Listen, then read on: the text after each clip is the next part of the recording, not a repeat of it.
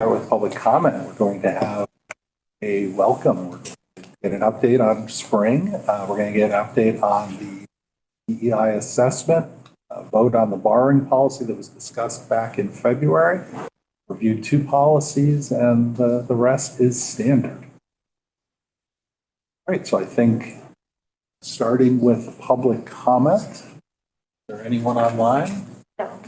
Anyone online? No public comment here, so we can close public comment for the day. We can move on to our welcome. Congratulations to both Andrews, the incumbent and the newcomer from the decisive victory last week.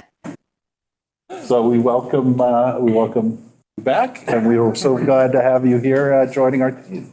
Thank you very much. Speaker. Oh yeah, of course. Yeah, we're looking forward to the next year. So moving on right to the busy programming, trying to see if they can top the winter. We did. We did. Well, you only have 7,000. Spoiler alert, we did. There's a program every 30 minutes. Every 30 seconds. It's like the bus. It's a half hour on the hour. That's actually true. Just to leave. We have the dubious distinction, you can go to the next slide, of having more programs than we've ever had, ever, and that they didn't all fit on the brochure. And so the children's room made their own little brochure. And hopefully we won't do that again. But one of the reasons it's happening is that we're full staffed in the division for the first time. As of December, we had 3 full months of being pretty much fully staffed. So people got very busy with spring programming. I told you last time that the children's room was trying out some new story times because Their story times were all in this room and they were just packed and chaotic and fun. but there wasn't a lot of like language and literacy learning in them. So they've kept 2 drop-in story times Or sing-alongs that are in this room. They're drawing about 80 people. We've had to add a second staff person to cover those as well. But they've also started in the fall, And now they're on the third set of classroom-style series story times, and they happen 6 times a week. There are 4 morning classes that are registered, or 3 morning classes that are registered, and 2 evening classes, including the sensory story time and the baby story time. So those are tailored to be a much more quality experience of literary learning and really getting to know the kids and the caregivers and creating a calmer environment for reading and songs and learning. So there are 123 children's programs total. 49 of those were strictly story times. Many more were story time adjacent, where maybe there was a craft going on, but also Stories. That included special guest story times. Albert from ESJ has been a special just last week, right, Albert? Yep. How did that go? Oh, you're doing it this Friday. So special guest story time, we've had RMLD. They brought some bucket trucks and stuff. Veteran services officer came. Firefighters. We still have the Peter Sheridan sing-alongs, which are going like gangbusters every month.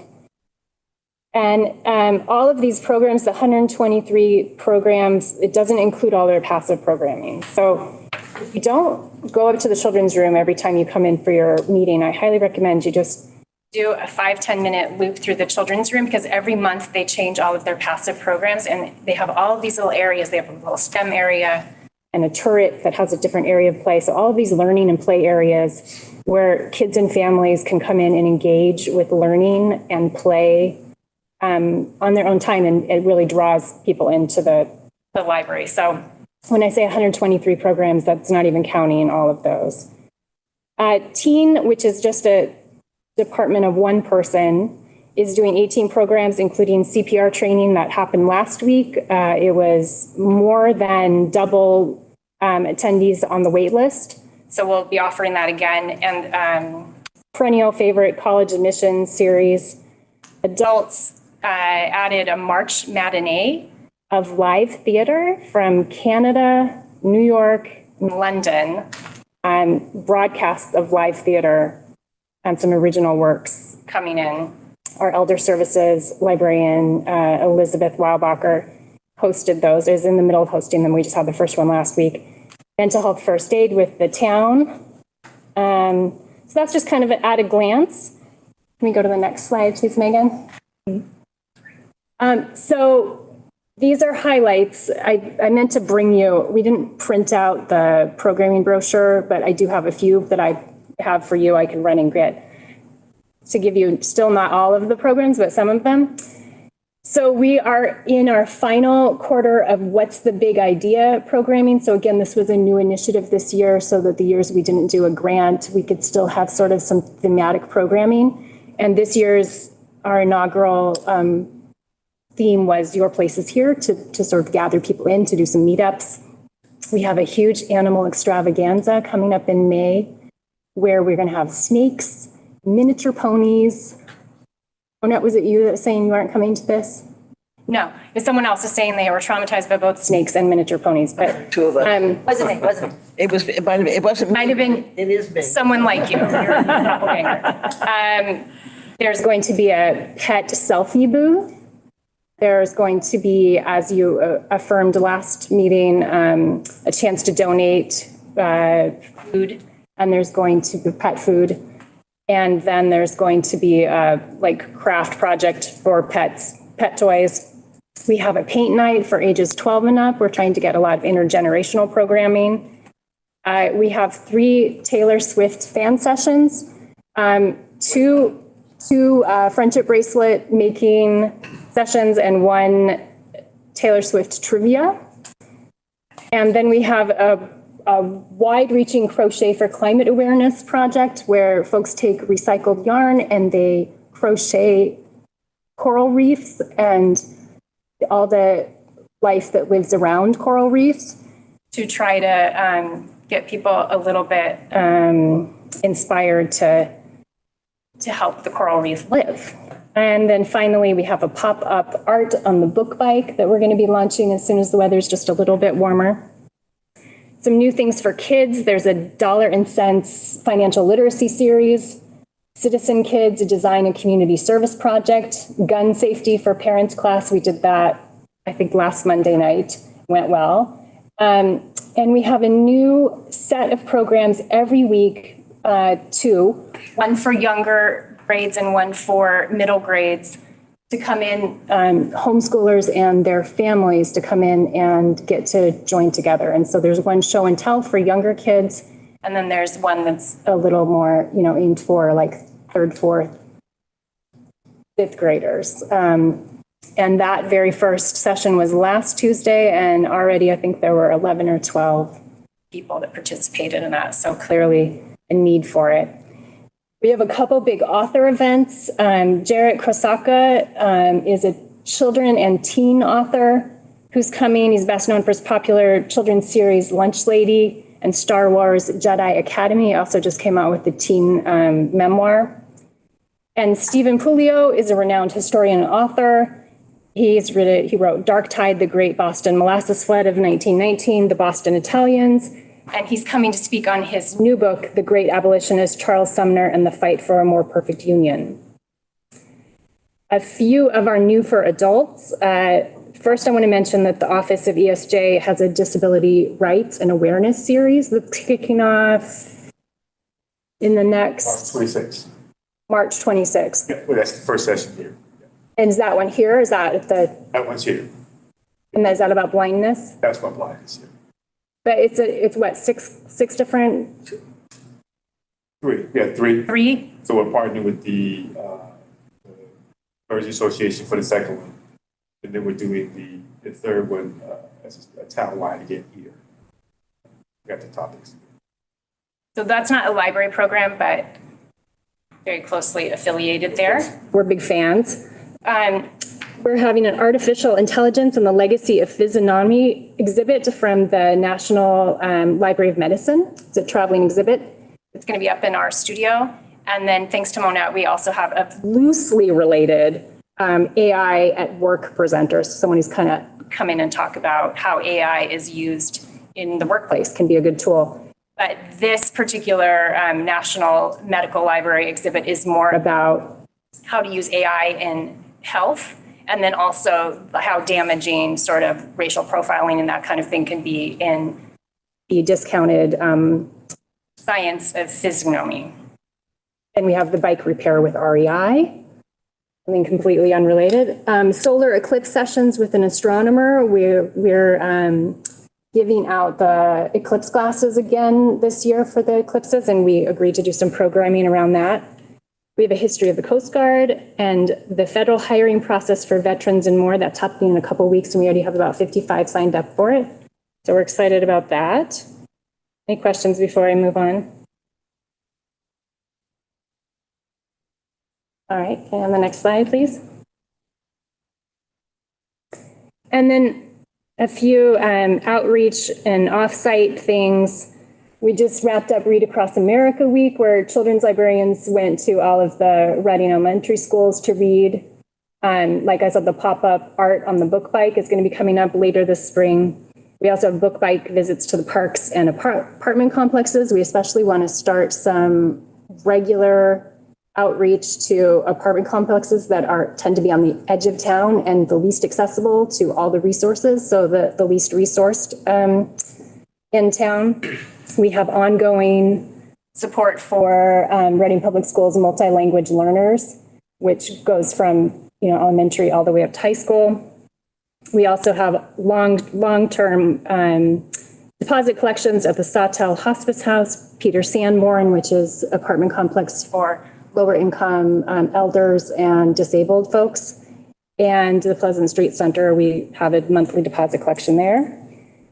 We have 2 local preschool story times that we do monthly at Goddard and Christian Cooperative, and we're trying to add a 3rd.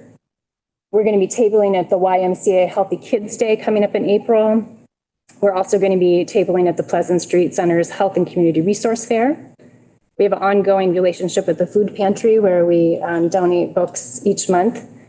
And we are just getting started. I don't know if you know, across the street, there used to be rehab for teenagers, is now for women who also have severe to moderate mental health diagnoses.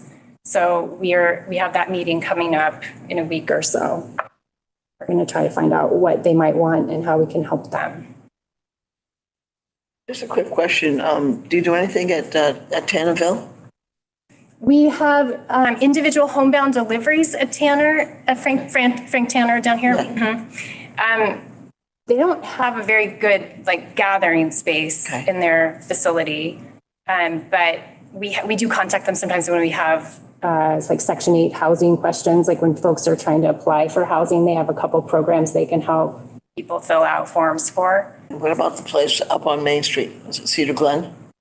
Cedar Glen, same thing. They don't have a gathering space, but we do have individual homebound delivery to Cedar Glen. Yeah, we're kind of thinking about how we might take some of the really nice programming we're doing in the building and take them to some place like Cedar Glen. Now, in Cedar Glen, it would have to be an outdoor program, so that gets a little tricky.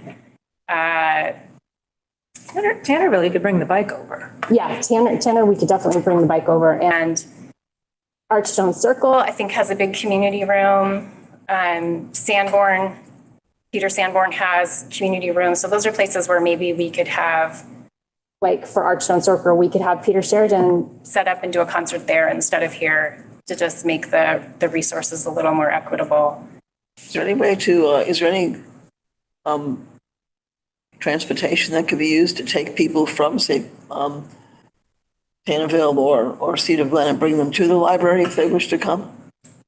You know, the transportation scene has gotten worse, I think, since COVID. Sanborn used to have a van that ran to the library every week and also just would come and pick up books for their various program support, and they no longer do. And Pearl Street had a van too, didn't they? Which isn't Pearl Street anymore, is it? It's still Pearl Street. And then there is the senior van. There is the senior van, but they don't come to the library anymore either. Really? They used to every week. have that as one of their regular trips. but they don't. Maybe they would be willing to reinstitute that, We've talked To them about it. COVID, It's worth sort of. revisiting. yeah, It is really hard, I think. really hard issue. I'm sure there are people who would love to come but can't. Who don't have transportation. And if there could be some kind of way to bring them here, that'd be really nice. Just a thought. Megan, you can go to my next slide, which just says questions. Terry got us started. Sorry, No, always ahead of the game. yeah. Any other questions?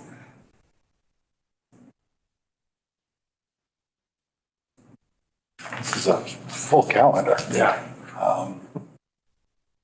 That's great. And have you found with the children's story time that this has worked out as far as people getting in? I know there was a big rush for signing up for some of them, but this balance between pre-sign up and the regular. The first semester of it in the fall was very bumpy as people got used to having to sign up and compete. And this last one that just opened up this last week, pretty much everyone who called got in. It was very smooth, and the winter one was pretty smooth as well. So I think people are now conditioned to know that they can sign up for a weekly story time, or they can come to the drop-ins and, not have to sign up in advance. But it seems to be working really well now. I would say the only danger is just that the librarians are providing so many story times, like, do they have time to do anything else? Would be my concern. Good to know. But yeah, it's very popular. I mean, it's definitely, the demand is there. That's great. Glad to hear the bike's about to come back out. Yeah. Awesome. Yeah, any day now. Just hopefully not today. Yeah, not today. Today. Not today. All right, thank you. Great. Thank you so much. Thanks, Andrea. Thank you.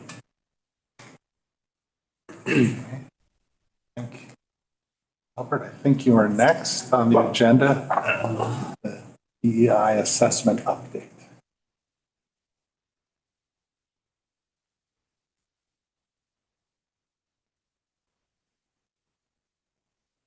Good evening. I have a call and response. Good evening. Good evening. Good evening. How you guys doing? First, got it. Well, I just talked for you. So it's good to get up again before you to talk a little bit about this work.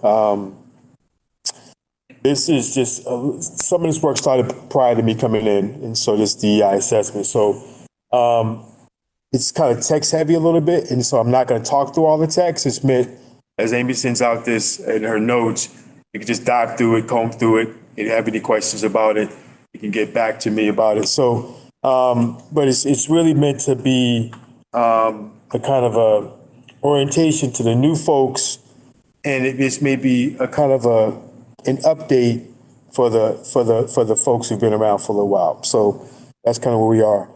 But again, just before we jump in, I was talking to my colleagues the other day. It was really great to be, again, working in a library, because the libraries have this kind of safe space where the energy here allows this work to flow. A lot of my colleagues across the state are sitting in municipal spaces, which is fine, right? But, I get to sit in a cool library in a very cool office. So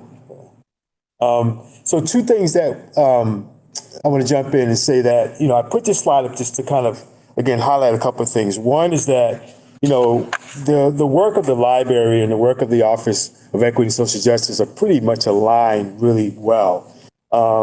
Library focused on education, equity, this whole idea of engagement. Even though those words don't all jump out with the office mission, it does embody a lot of that same thing, being inclusive, being thoughtful. Education is the core of our work, and also really about a very resource-focused office. So I just wanted to share this to say, again, as we think about this work sitting inside of a library, we're kind of, doing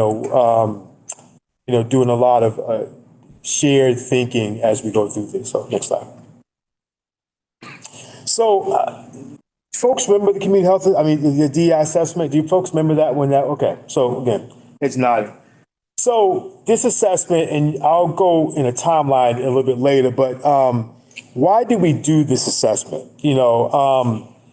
And every town is not afforded the opportunity to do a DEI assessment.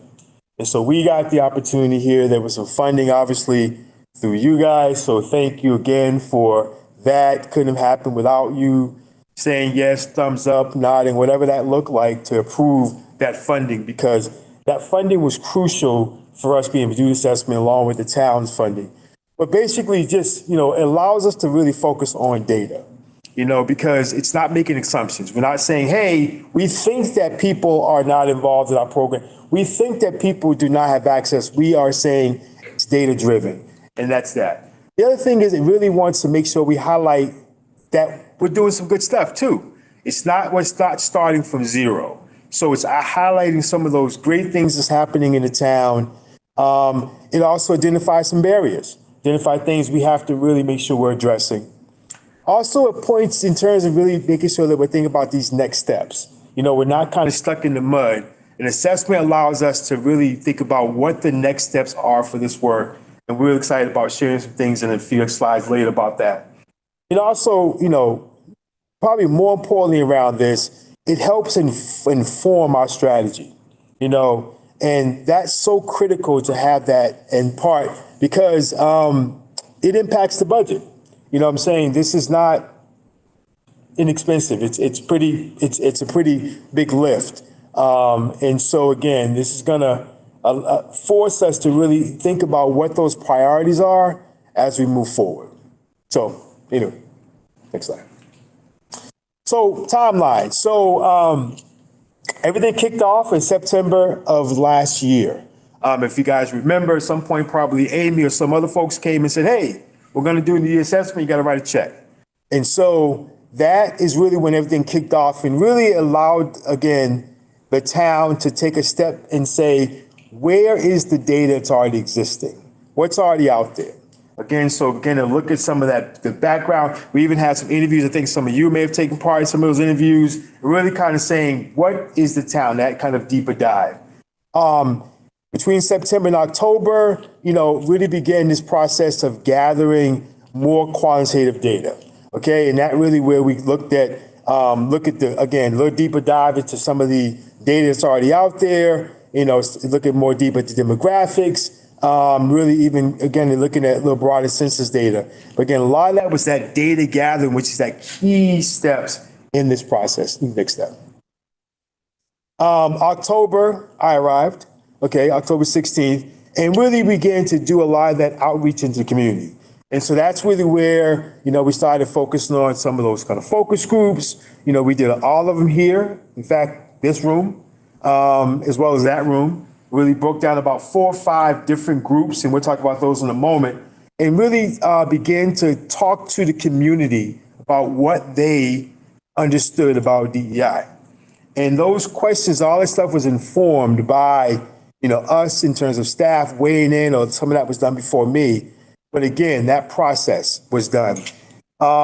February to March, which is where we are kind of now, kind of into March-ish, is where we did something called a root cause analysis. Thanks, Patrick, for coming to that. That was an opportunity for us to make sure that we were understanding, which is new to me, not just finding out, not just learning what was going on, but understanding how can we prevent it. So this is kind of a public health term. It's often used, root causes. You kind of take this step back and you kind of understand ask yourself a bunch of questions. Well, why this? Why that? Why this? So we began to do a lot of that, and that happened, again, it happened in March for us. And that was the primary audience for that was our pair members, who are our community folks who are invested in this space, as well as our members of our implementation committee, which is that internal team for the town that's working on this. So those are 2 primary audiences, as well as other folks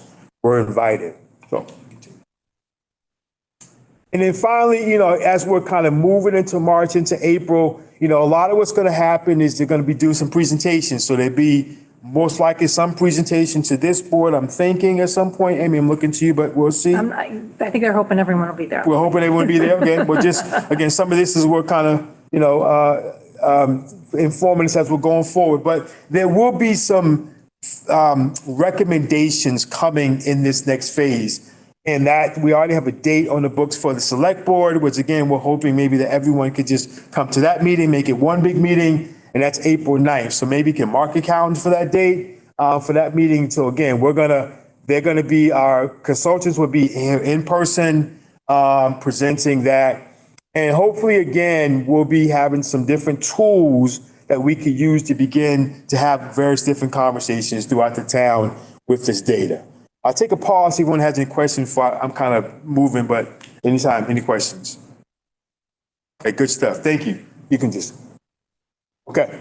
So again, not verbatim with this, but just wanted to let you know that there was a process of this, and I said to you earlier, there was some data gathering, there was this big survey. We collected 681 responses, which is amazing, okay, for a survey. And that was only done during, less than a month's period of time, well, a little over a month's period of time. And really, I think that allowed us, again, to get that data we needed. Those 19 interviews, and we're still conducting about 2 or 3 more, were also crucial because we wanted to understand, again, what the members of the municipal space were thinking about, as well as community members. So this is that kind of that methodology around the data. Let's skip to the next slide. Again, we did focus groups in these rooms right here. We were excited about engaging our seniors. We got excited about engaging our young people. We had this intersectional group, which we're really excited about them, combinations of faith-based folks, as well as the LGBTQ community. Again, really learning from them. Those groups were not showing up in our survey. So that's the reason why we did some particular focus with them, because we really wanted to learn more about what they were thinking.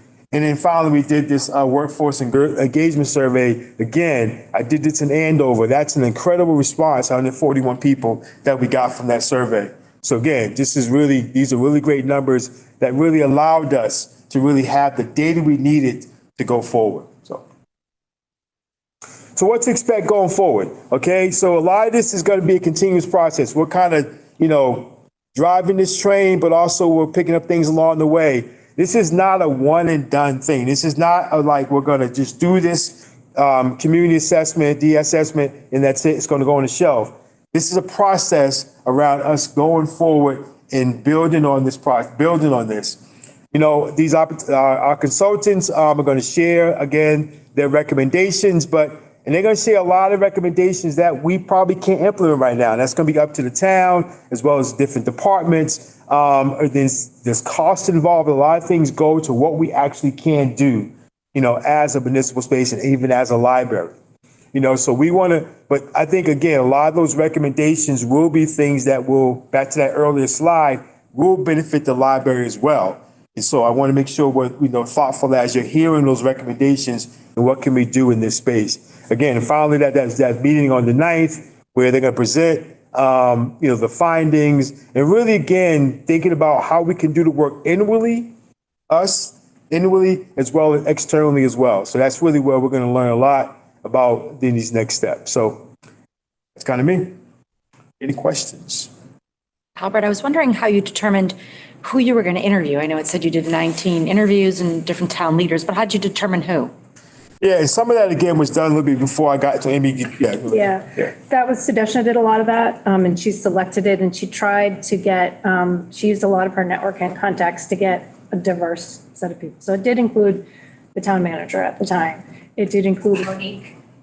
So there were people from town government, but also people that she knew in the community who were particularly interested in that. So that's how they came up with the list. And some of those people weren't available last fall, and so that's why they're finishing up a couple. Okay.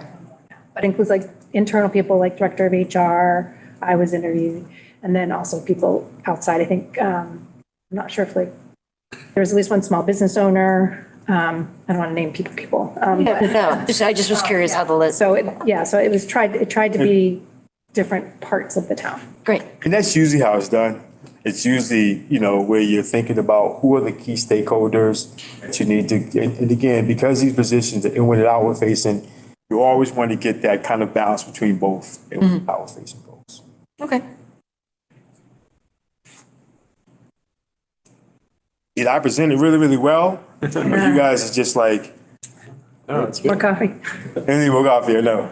Again, so big part of this is to catch you up. Again, I recognize this is all being done on your watch, and your dime. So I want to be thoughtful as we're going through this, is that we're making sure that we're giving you updates along the way. But I think it's a good time for you trustees to be looped into this. This is because you're kind of on the train with us, so what you're going to learn on the 9th and what we're going to do going forward. And again, I welcome any feedback either through Amy or through me directly, in terms of how you think we should, move this and what could best benefit the library. Again, we want to make sure that, as we're going through this, even though this is position kind of sits, across the town, we want to make sure that the library is getting what it can get as you engage your strategic plan, because I know that's coming soon. So we'll make sure that we're making that happen. Okay.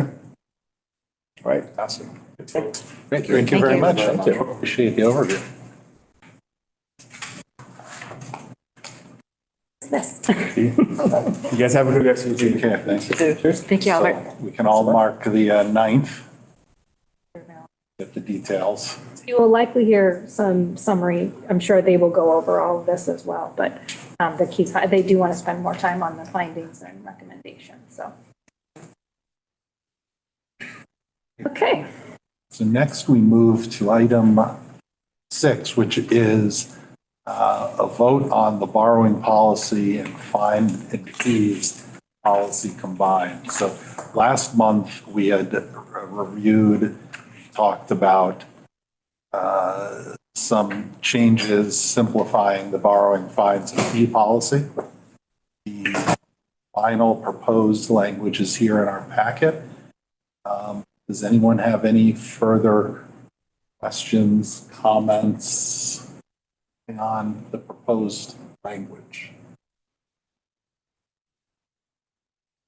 Not hearing any. Do I hear a motion? Move to accept the borrowing fines and fees policy as presented. Second. Motion that has been seconded. Okay, all in favor? Very secure. While we stay in policy mood, we will now move to 7, the internet use policy, and then we'll talk 7, 8, the safe child policy. So internet access policy is the first, and we have the red lines provided again. I can't really see. Simplifying to some degree some of the language. Yeah, I'll just speak just for a few minutes. So I'll start with the final one that you can see with the red line. Most of the changes that were here were, they were more trying to reduce the policies, trying to be more assertive and succinct in the language, just to say it couldn't be more succinct, and to be more direct. I think with the internet access policy, it's really just more reminding people that our wireless is unsecured. We don't encrypt any data. Everything's subject to copyright laws, which you have to put on everything. That we don't have any filters. And we usually have a statement in there about obscenity, accessing internet materials. And I think numbers 5 and 6, the final numbers 5 and 6 kind of lead us to number 7, which is we are not going to make some determinations. If there's any question, we'll probably just, something that's a real problem, we would default to calling the police and saying, this is what's going on. Would you like to look at this? So, that's obviously if it's something severe. These types of things are difficult to enforce, but I think what we have here is enforceable in that it gives the staff something to fall back to. Tried to eliminate, should nots to will nots. Actually, Andrea, do you have anything else to add? Andrea actually worked on this as well. Amy did the bulk of the work, but yeah, it's a tighter document than the last one, is what I will say.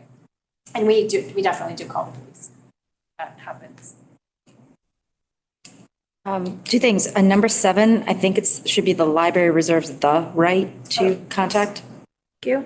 And then I just had a question about access to our Wi-Fi in the parking lot. Yes, what about it? Do we want to say anything about this in here? Does it matter? It may not matter. We could add both inside and out and in the perimeter of the building. Is that what you're talking about? Yeah. It's all library property. Yeah. So Property, Yeah. right? okay. Okay. What about, one of the things that was excised was the fact that it's a shared resource and basically don't hog it if others are waiting. Is that an issue? We used to have that in our old policy. Since COVID, that has really not been an issue. Yeah, we just don't have the computers all full anymore. We also have a lot more people coming in with their own devices. Right, so we used to, just as a sidebar, we used to, at the Research and Reader Services desk, check out laptops, and they went out several times a week, a couple times a day, really, mostly teen use. And since the high school issued Chromebooks to all of the students during COVID, we have not checked out a single laptop since 2020. Wow. Whoa. One, we have not checked out one. So there has been a marked difference from pre-COVID to COVID in the way that people use technology. We're still seeing lots of use from under-resourced folks or folks that don't have color printers or scanners, fax, whatever at home, but we're not seeing, we're seeing a lot more people with their own laptops. That's the main difference. That's interesting. Is there anybody that utilize the laptops that aren't being used as a way to put them in service in some way, or?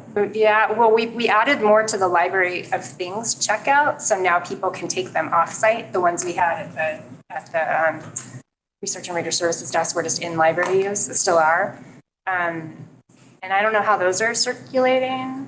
I don't know either. I do think that, to Pat's point about if there was ever a backup, we probably would just set somebody up at a table and just say, and we maintain them, they run updates on them, and they have the same deep freeze that our other wired PCs have. We'll probably have to rethink what we're doing with all that technology that's laying around that isn't getting the use that it used to. I will say that Michelle thinks about this because all of our devices are on updated rotation. So whenever they're up for a rotation, our rotation definition of the lifespan is probably longer than in a private sector where most devices are out of date in a couple of years. We try to hold on to them as long as we can. So as long as the operating system is still being updated and we can get those things. But they do have a lifespan. So she normally would replace those on a periodic basis. So what might happen is they may just not be replaced. The thing that we would want them for is when we're teaching Yes. classes. We do need public. Right. Oh, that's a good point. Yes. We can't use the staff that have access to the back end of the catalog and files, like share drive files. So we do need them when we teach.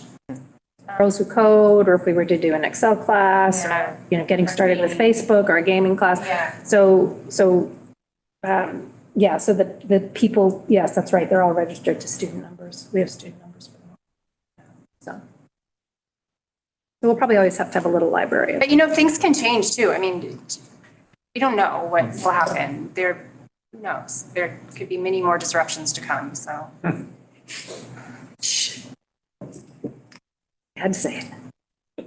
So those are basically the, I think to be the streamline, it looks very clear and precise. I don't have any further questions. Anyone else? The most minor edit, the last amended at the bottom needs a colon, just for. oh, look at that. Megan's on it. Yeah, so you can sit on this, and then we'll bring it up again in April for discussion and hopefully for updating. And then, Excellent. That brings us to the next topic, which is the Safe Child Policy. Again, we have the red lines so packet. these changes are a little bit different. There was, the substantive change here is that with the new tween area, and I think just where we are, and Olivia McElwain, our team leader for Children's, did survey a lot of our peer libraries, both peer as in other communities our size, but also in Noble. There seemed to be 10 years, double digits seemed to be better number. It does make a little bit of sense because that is sort of the 10, 11, 12, like those are the tweenies that we're talking about. So it seems like, yes, maybe they should be here be able to be left unattended. And then that 9, obviously a child's maturity is they're all different. But the 10, 11, and 12 mark seemed to just fit our policy a little bit better. So we upped that to an unattended child as if you're under 10 years, so basically 9 and below. So that was changed. I also think we, instead of burying it in purpose, we added number 1, that staff do not provide childcare and are not responsible for the safety or supervision of children, period. End of story. Those are the changes there with the numbers. We reworked the language on how to have communications. Some of that language was probably back before cell phones. So a long time ago, I think it said, you can't use our phones unless there's an emergency, but now everyone usually has one. The original,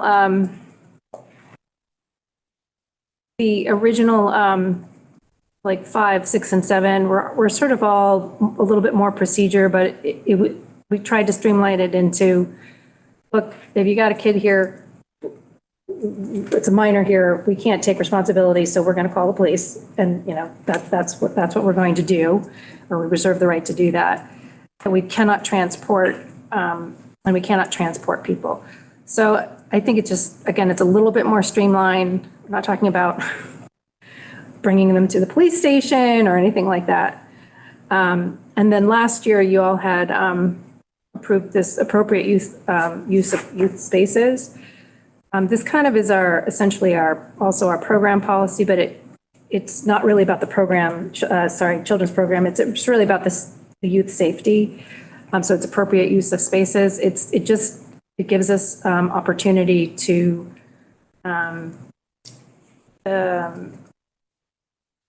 these spaces are reserved for youth and their parents, caregivers, or guardians, and not for adults to just hang out in. So I think that's all the changes there. It does shorten it. Actually, it shortens it a fair amount. But then there's that. Are there any questions? Andrea, Sarah Kelso, and Olivia all worked on this. Sarah didn't work on it. You did, and Olivia worked on this. I have a few things. Yeah. Number 4, can we reword that a little bit? Because we're using emergency twice. So in the event of an emergency or unexpected reason, children above should have a means of contacting parent or caregiver for a ride home. Is it really, are we trying to say it's for a ride home? Transportation. For transportation? Yeah, okay. Well, it's not just transportation, because in the event of emergency, the kid is lying on the floor. Is there a way, do you have a number that we can contact? Because, So just should have a means of contacting a parent or caregiver, period? period. Period of caregiver. Okay. Okay. Number Period. So 9, caregiver, yes. 8. It's 8, I think. Okay. Those who violate the rules stated above. Oh, yeah. Yep. Yes, number 8. Oh, looks like it's lost in the file. There it is. It's yeah. I'm wondering, That actually, library privileges are going to be restricted or revoked? I think we left that deliberately vague, Oh, okay. because Obviously, this actually applies to adults as well, like, so the youth spaces. Oh, okay. I was thinking of it like in the case where a child. Parent who has repeatedly left your child here Yeah. you know, that's your privilege as well. So I think it's deliberately left vague. My only thing is I don't think that's supposed to be a bullet point, because if you go back to the internet policy, that's just a statement. Oh, okay. Not, Yeah, it's not its own bullet. It's just a it's not a bullet, summary statement there. sort of, now that you've read these, here's what's going to happen, so. Okay. But I think it's, if you'd like, I guess we could clarify that a little, but I think we deliberately left it vague. No, I understand why you left it vague. I just more wanted to understand if that was intentional or. So one of the things that was redlined was the old number 7, which said the staff members will fill out an incident report. Yep. That's a procedure. And so you took it out of policy, but it is something you're still going to have staff members do. Okay. We write lots of not incident, well, we document a lot of things. Okay. And then I just had one more, which is number 3. So you say children ages 10 and 11 may not be left unattended for longer than 2 hours at a time. I'm wondering why it's not 10 to 12 to just kind of follow. We're making a point of the tween space. We're sort of aligning this with tween ages. Should we carry that through? Well, I would argue not, because starting typically at the age of 12, you're allowed to be in the teen room. I mean, we're trying to just be consistent in use of the grades rather than the ages, just because sometimes the ages don't align with the grade, and it's what we have on our doors, but it's the grades. And that way we protect ourselves against folks who don't move through the grades in the rate they should, or they go to college and they're still 18, that kind of thing. We also use. Yeah, I would say with the 12-year-olds, we definitely feel like those 6th graders coming from middle schools after school on their own, we want them to have a different level of independence than kids who are still in grade school. Because that's how we. I'm looking about the appropriate youth space though, and we mix it there. We say 0 to 12, and then we say grades 6 to 12. So I understand Monette, what you're saying. Like, I feel like we should just say birth through grade 5 number here. And in here, we should say grades. Yeah, maybe grades 4 and 5. Yeah, because a large majority of 6th graders will be 11. When they start. Or if you have a spring birthday, you're 11 your whole 6th grade year. Yeah. 5th grade, 11 and 12? No, you're 5th grade, 10 and 11. Yeah, I would say 5th grade. And then it's a little bit, we actually talked about this a lot, because number one, in general, we don't go around asking kids how old they are unless there's a problem, you know? And then there are definitely kids who are trained to say, I'm 12, even though they're clearly 9. So, but I think, I agree, it's a difficult thing. Yeah, I think if we're saying grades, let's stick with grades. If we're going with ages, So grades, do you want to say grades? So 4 and 5? Because we would have someone, if there is an 11-year-old in 6th grade, then they would be, we probably wouldn't question anyone. How does that play with homeschooled kids though? Because you have a lot of homeschooling resources. Same How thing. does that work? Oh, interesting. Well, we actually don't like them to be unattended any age either, but yeah. Yeah. Everything at the top end defining unattended children, defining caregivers based on year. Yeah. 10 years old, 10 years old. We could talk to Olivia when she gets back. This one I have a hard time with, because again, are we really watching to see whether the kids are here for 2 hours? What if they're downstairs for 2 hours and they come upstairs for 2 hours? I'm a little more curious about, like, is this predicated on something specific? Are you guys really more concerned about if a kid's here for a long time? Isn't it more an issue if kids just misbehave? I think so. Rather than how long, in a sense. I mean, if they're behaving themselves. Well, I don't know. I mean, I would argue.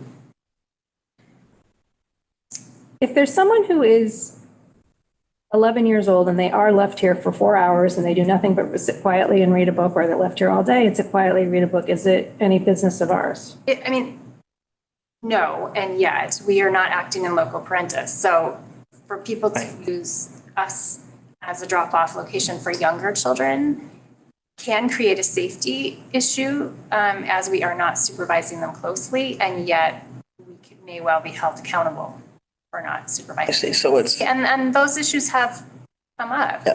okay. So I think of it as a bit of a protective measure for us, just You? because we've been, I can see it from that perspective, yes. folks have wanted us to act. Would we call social service? No, we wouldn't call anybody though. We'd ask for that It'd number. be the police again, I'm afraid. Yeah. Yeah. Would- I mean, no, I think calling social services parents is probably, we would let the police determine whether that's appropriate. Yeah. What about children ages 10 to 12 to align it with the tweens cannot be left here for longer than 2 hours at a time? Yeah, the tricky part about the tween space and the tween programming is we obviously don't expect the parents aren't going to be in the program with them like the younger kids are. Right. So we don't expect the parents to have to necessarily stay on site for that. At the Right. same time, we don't want them to just, But that would Drop fit, them. because you're saying may not be left unattended for longer than 2 hours at a time. You don't have Yeah. programs that are longer than 2 hours. no, rarely. No, but well, the flip side is if you're in 12 and you're in 6th grade, you're down Yeah, at the beach kids- spot and you're hanging out there all afternoon. Yeah. Yeah. So I guess that's where we get in the, There are a lot of little areas where like, yeah. it's a little bit inexact because we do have that crossover year of children, 6th grade in the children's room and in the teen room. Could there be something like,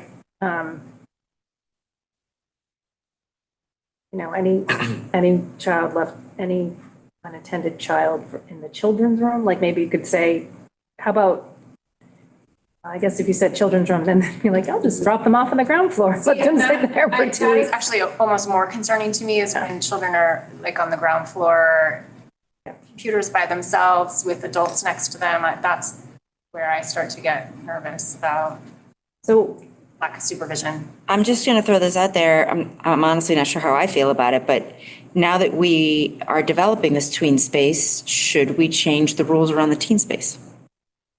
I've thought about it. I've certainly thought about that, just about how great it would be to have a separate space for middle schoolers. But I don't, as awkward as they are with high schoolers, I feel like they're also really awkward with grade schoolers.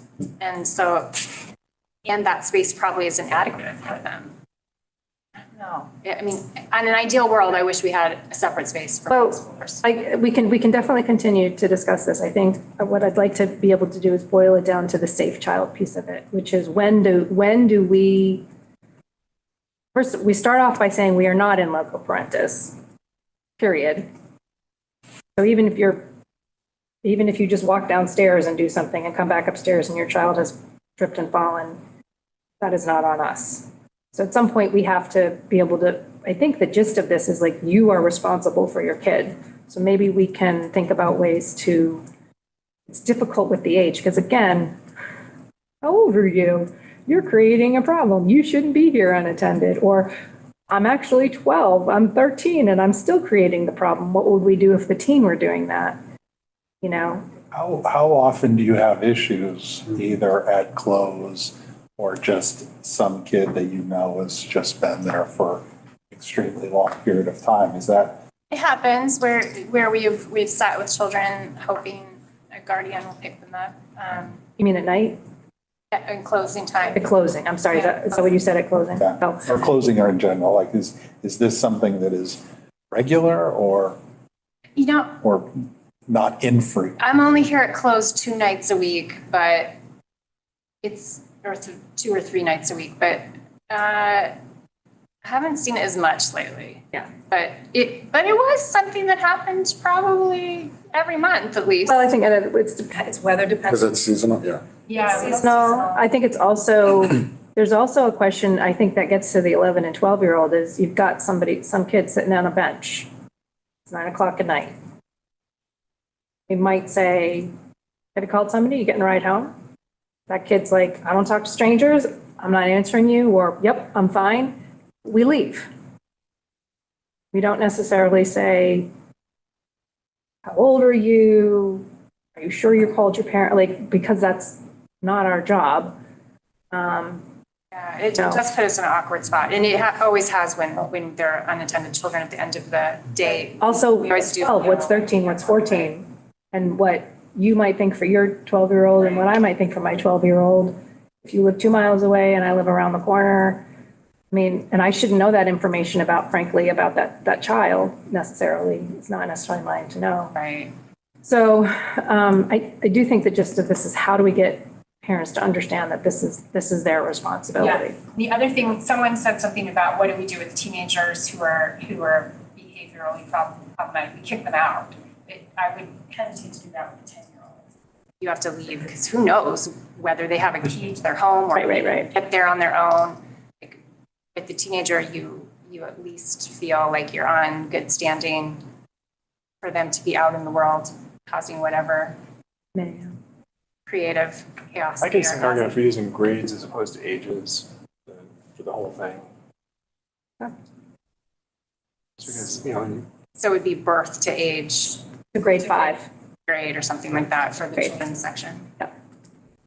And then we can say children in grades 4 and 5, 10 and up in grades 4 and 5, 10 and older in grades 4 and 5. Or we could just say children in grade 4 are unattended. Where are you, for which? I'm sorry. I'm saying up at the top where it says 10, we could use a grade there. Where you define unattended children, you mean? Yeah. Yeah. So, and we would keep that 2-hour piece in there. We would say grades 4 and 5. There's only, so children grades 3 and under or under. Children up to grade 3. Right, may not be left unattended. 5, something else. Grades 4 and 5, you can come unattended and unattended for up to 2 hours.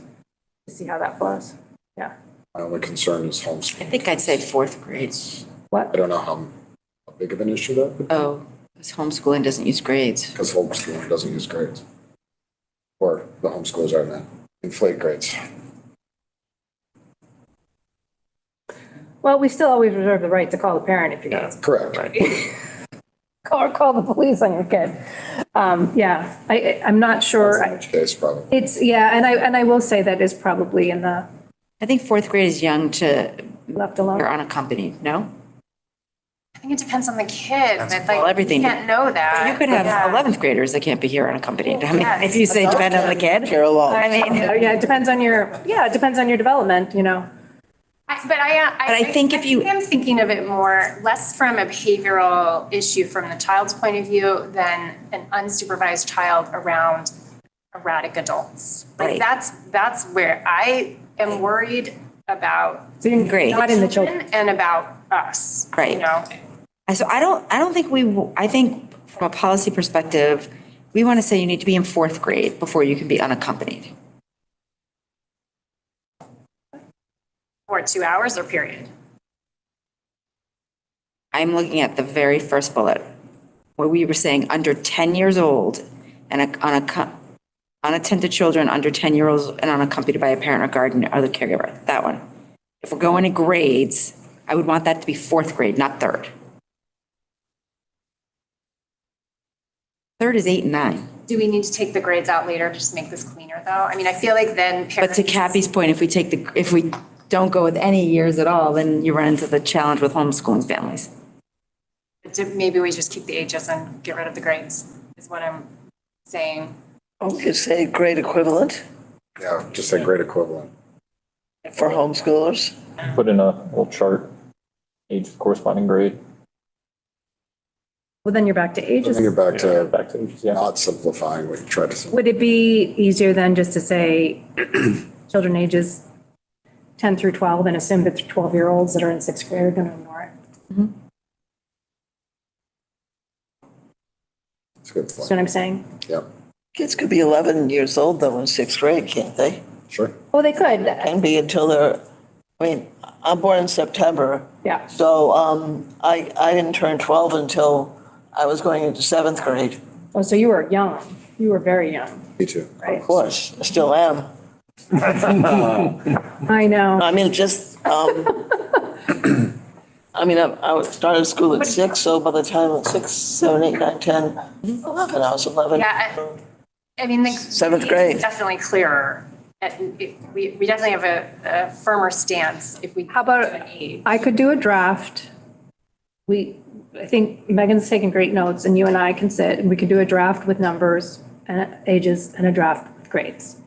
And we'll see what they look like and how they feel. Okay. And then we'll just, there's understanding that there's no perfect policy. Right.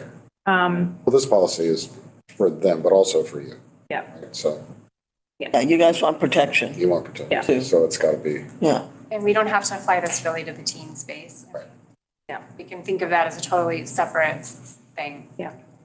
Because we don't have a specific But policy. in general, all over, I mean, I will say the same, the things that concern you about someone under whatever age also concern me about a 15 or 16-year-old that is down on the ground floor on a computer next to an adult who's not using their computer appropriately. And so that isn't, I mean, I have the same concerns about a 35-year-old woman sitting next to a person who is inappropriately using their. Staff. Right, or our staff having to deal with that, so. Like the younger you get, the. Yeah, no, and it's illegal. It's illegal, yeah. Kids are more vulnerable, obviously. Yeah, and we would want to, that's a case where I think we just call police and we're just like, or we would try and get a young person out of that situation as fast as we could.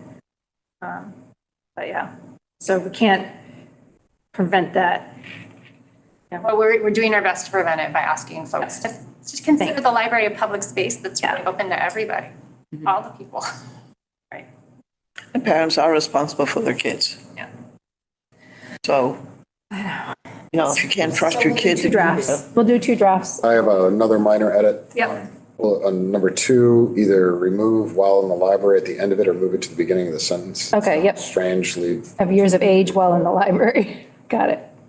but I don't think you really need it. I think Does it's that mean when you're implied. not in the library at 14? I go outside, I'm 37.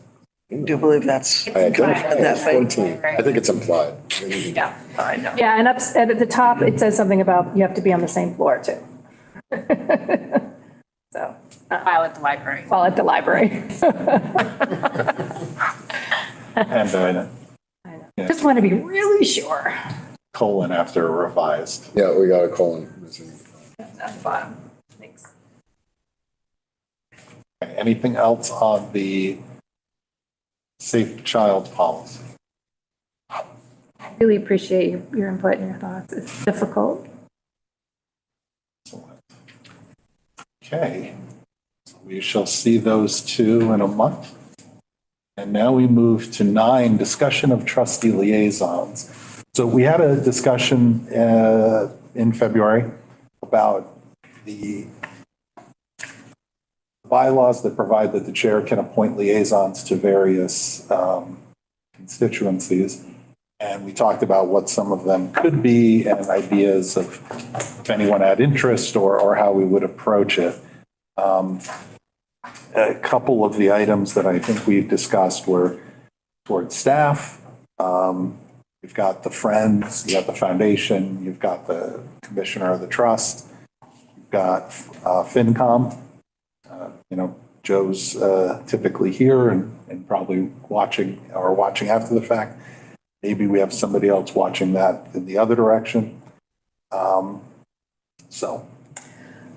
We are also supposed to be nominating somebody, and I don't think it has to be a trustee, but I believe that there is a space on the Celebration Trust Committee for an appointment from the Board of Trustees. So that doesn't have to be necessarily a trustee, but that's where you would say, person X is a community member, because the Celebration Trust Committee, which when they do meet, talk about how to spend that Celebration Trust money. What is the Celebration Trust Committee? So back when they had the 350th, I think it was. It's like 250, Was it the 250? That one? No, it could have been 250. 1976, Was it the 70? I thought maybe it was. 200s. Long time ago. not 300 then, 200. Anyway, they had a bunch of fundraising and then a lot of money was left in trust and they spend it out and you can apply for that money. So there's a board that dispenses that money. And for some reason, it was supposed to be, like when we create these committees, it will say one member from so-and-so, so-and-so, and one member to be appointed by the Board of Library Trustees. So I meant to look that up today and I forgot, but I believe it's the Celebration Trust. So that's something to think about. I will check with Laura Gem to see if there are vacancies on that. So as to the other liaisons, I guess I wanted to open up to see if anyone had any thoughts. One thought has come up just in light of action already taken. Monette's had a couple meetings with staff and I think would be a good fit for that kind of staff liaison personally, but opening it up and for other ones, if anyone has any ideas, suggestions, interest. I think that's fine.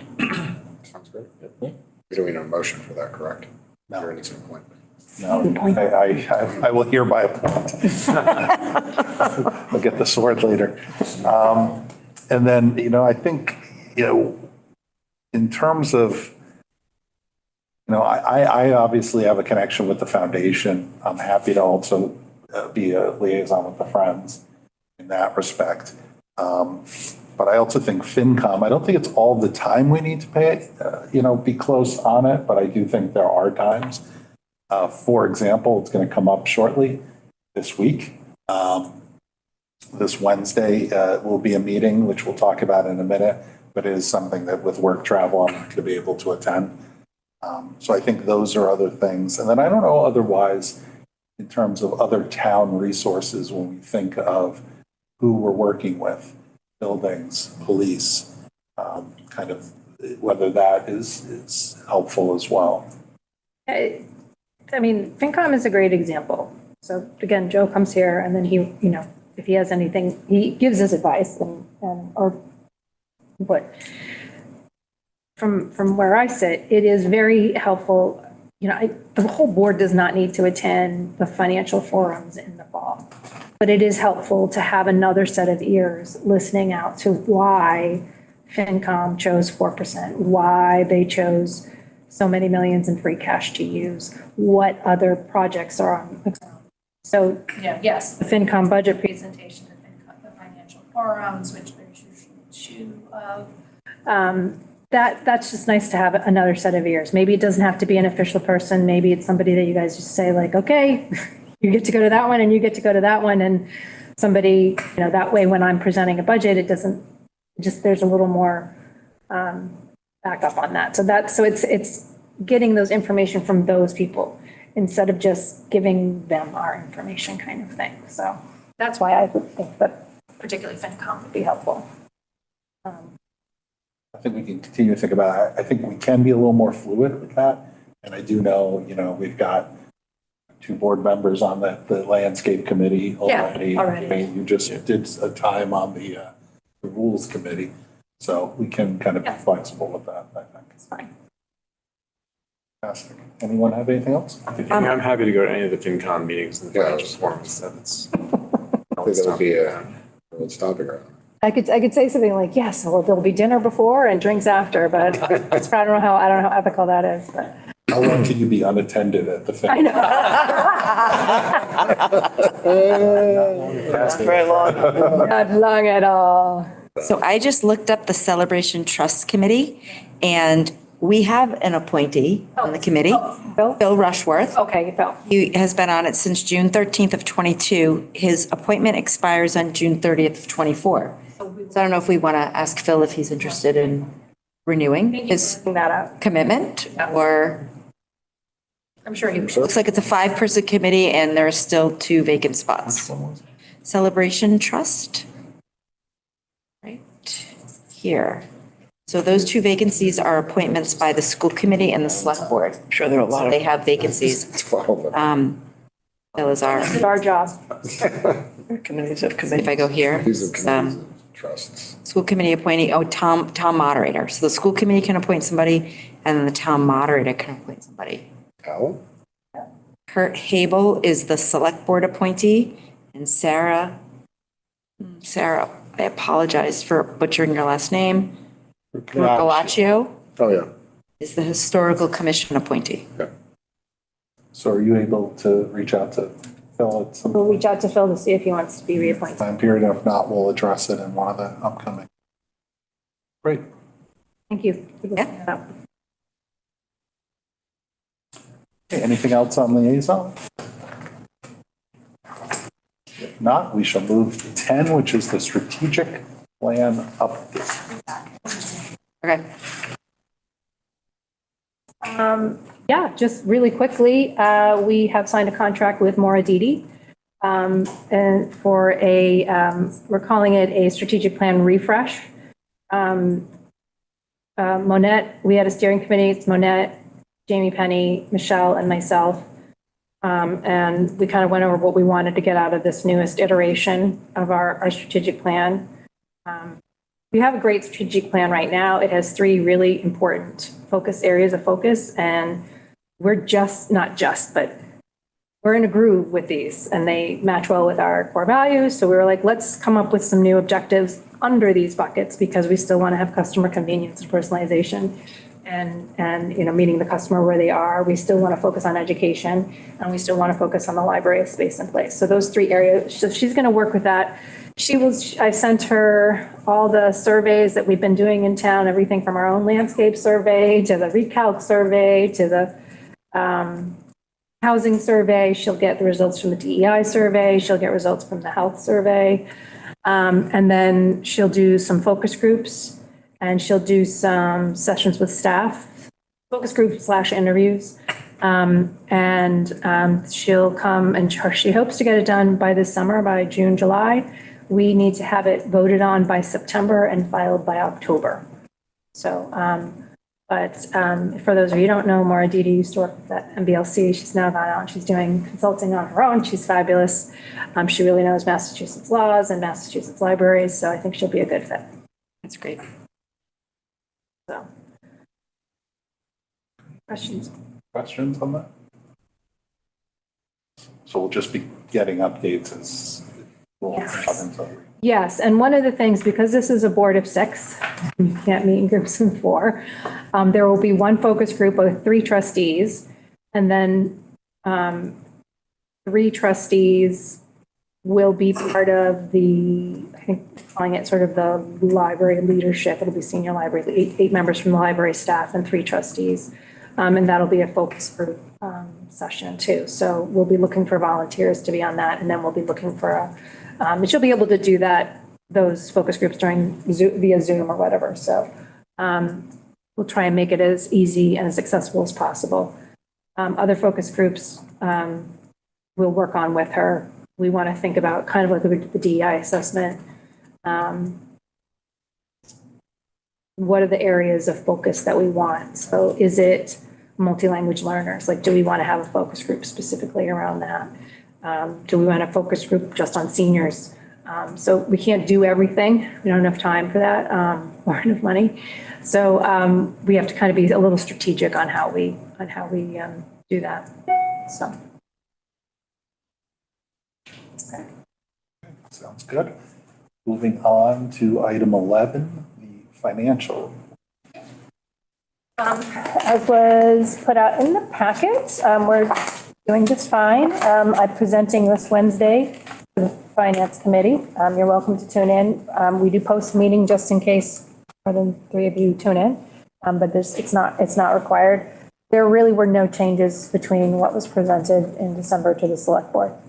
As far as I know, it's the same exact budget.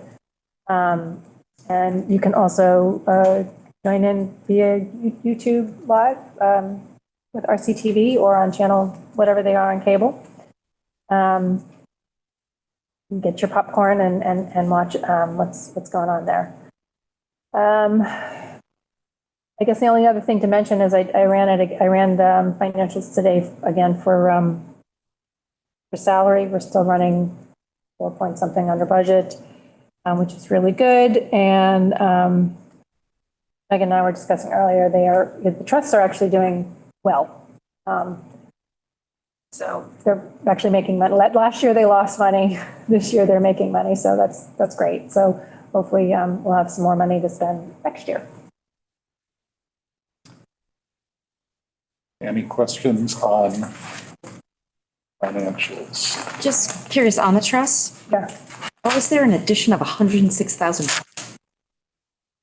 It's not, that's not an addition. I'm sorry. Oh, revised, It's adjusted? available, yeah, so that's the available interest. So I have to figure out a better way to report this.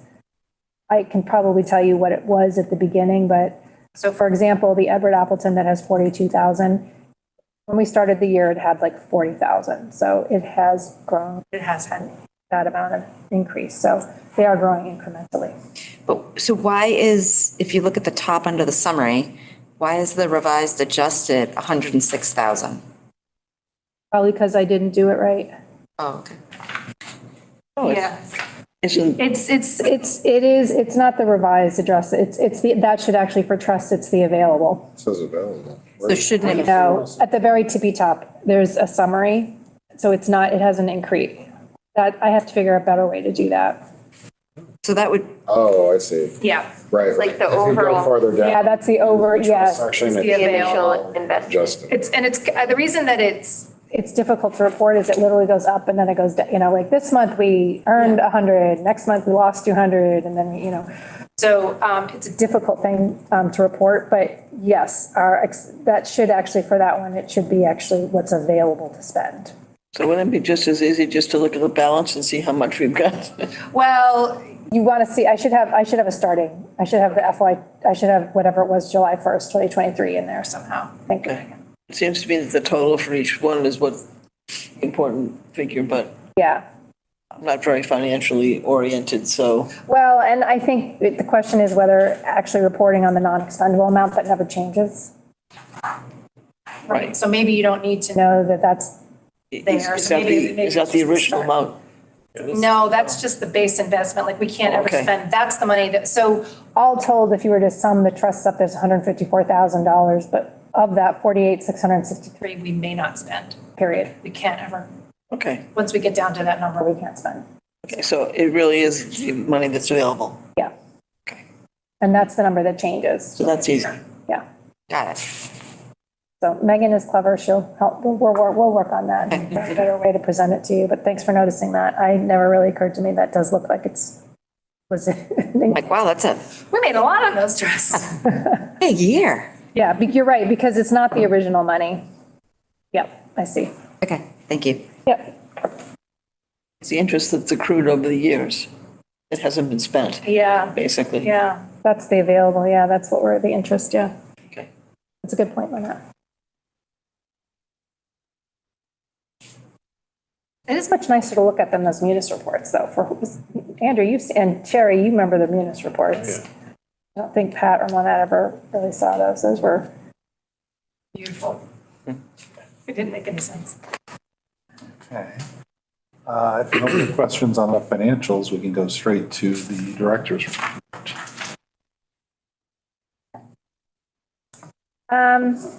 Everything's up. No, not everything. The lockers, our saga is continuing. One part came in and then there's something went wrong with the software. We're not really happy with the Biblioteca right now. It's moving at the pace of how they can get someone out here to fix it. So I don't really have a good answer for that. I'm afraid. How long has it been down? It's been down. It's been down for like 3 months, 4 months. It's been down way too long and Pay a service contract? Can we negotiate that? well, we will be Okay. when it comes up again. So they know, Air quotes. They know that we're pretty unhappy. It really shouldn't have been. First, they sent the wrong part and then. so, and when it was working great. So, but it's definitely, Is the part something you expect to have a lifetime similar? Is it? Yeah, the first part that broke had to do with the barcode scanner, and it had to do with the type of plastic that they use, and they did give us a new one that's like better UV protected, and they sent us 20 of them. so we have extras.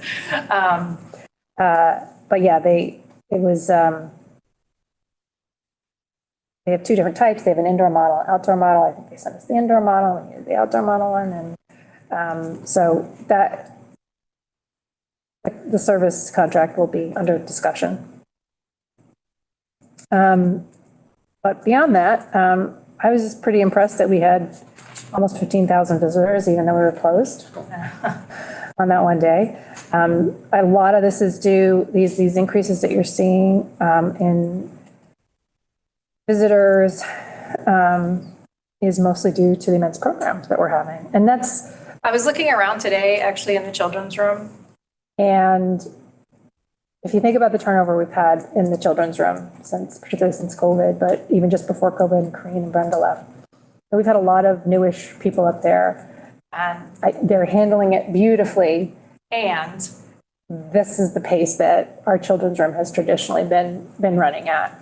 So I think for some of them, it's kind of like, whoa, you always said it was a busy children's room, but we didn't know this is what you meant. But it's hopping up there. They're better staffed than they've ever been. Yes. We added one. Yes, we added a staff member. So that's part of it. Yeah. So, but it really is. And I just want to reiterate what Andrea said. The passive programming is really so thoughtful and interactive and intergenerational. You know, it's not just sit in color. It's sit in color with your caregiver. There's a reason to its purpose. There's a developmental, educational. It's set up so that you can come in and find something new within 3 to 4 weeks. There's scavenger hunts going on. Last one was the birds you can see in your backyard in Reading. Yeah. And then I think I mentioned last time they had this little exercise circuit they had the kids do during spring. Yeah, Riggs Bay, they went from upstairs down to the Health Nook, and they were doing arm circle, the jumping jacks out. Health Nook. I want to call it Health Nook, yeah. Yeah. So I mean, it really is. It really is, and there's, I'm sure we have some great ideas coming in from other people, but the staff really is, as much as those programs are amazing, those passive programs are just, they're really special, and they're not something that you get in a lot of other places. They are really special. They're really educational. They're really thinking about their fine motor skills and their gross motor skills, and hitting a lot of different educational topics. Communication to both receptive language and expressive language. Yes, yeah. It really is an incredibly engaging, entertaining, educational space. So. And then for the general highlights, I highlighted the crochet or knit for climate awareness that Andrea talked about. Matt Cornelis was appointed our town manager, and he's been with the town for over 8 years. And we're excited to have him move from acting town manager to town manager. We just had our elections. We have moved our dementia-friendly items to the Health Nook. And we are also setting up, as Andrea mentioned, dementia-friendly training this spring. Our goal is to have every member of our front-facing staff be trained as a dementia friend. We also have a secondary goal to have everybody have taken some form of mental health first aid training within the last 5 years, or tenure here. It's not something we ask them to do every year. So those are some of the things that we take very seriously here. Andrea already mentioned community outreach and engagement. And, and the Green Initiative, this is a town-wide thing. It's not just the library. The town itself has been, actually, Megan, do you want to talk a little bit about that? I hate to put you on the spotlight. Oh, okay. So in order to be eligible for certain grant funding, the town is tracking the supply spending, recycled products. So they're kind of just tracking it for this year, like how much the recycled products cost and how that would impact the budget. But in FY25, they're hoping that supplies will be 30% post-consumer recycled content. So that means like the paper that we buy for the printers would be looking to find something that's a little more environmentally friendly. Sounds like that, so. just trying to keep an eye on that with our supply spending, to be more conscious of the environment. That's great. There's a lot of, I think there's a lot of ways that we don't think to look at it. Some of the promotional materials, some when we get things printed, that, so. And Megan attended a training on that, so we're excited to be part of that. We are close to getting online credit card payment options for the meeting room rental fees. It's just nice. It'll be nice to have. I think what will happen is there will be I think it's going to be a what do you call it? A fee, right? Like if you pay your tax bills online. Yeah, I'm sure. Right. You guys are going to They add up pass on 2.5%, right? Yes, we're not going to necessarily, we actually eat it with the printing, but I think that might, for the room rentals, it might. Yeah, so, so we're hoping to get, our town treasurer is working on that. We're working on some storage options for our library of things that just keeps growing. We have about 80 items now, I think. And then you will notice I repeated a few things. Numbers 3 and 4 are repeats, because why not? And then I put the general dates on there. It's the April 13th FinCom also, so it's this 13th. That's March 13th, sorry. Clearly I was rushing. Almost all my errors now seem to be at the bottom of the thing. So that's tomorrow, yeah. Like, how much time do they got to spend with it? They're really delving down into it, the finances. Yeah, and actually this month we had a lot of really interesting, professional development. And Michelle right now, she's at Computers and Libraries down in Washington, DC. And it's at the first week of April, you go? Yeah. Kath, Jeff and Scannell, and Andrea are going to Public Library Association in Columbus, Ohio in early April. And that's it. Library's coming. We had a beautiful Oscar display. I don't know if you saw that before it came down. It was a beautiful display with a red carpet and. It did. Oh my God. It was so good. Still up there. Oh, is it still? I wasn't sure if it was still up there. At the Bower. I would like to ask you to go look underneath the bright sign, the TV, promotional TV on the lobby level, the second lobby level before the borrower services desk. You have the coral reef crochet. Oh, yeah.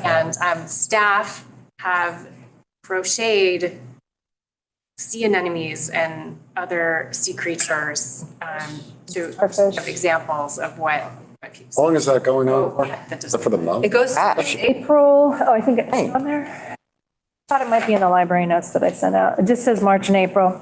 And then in May, there'll be, and it can be knit, it doesn't have to be crochet.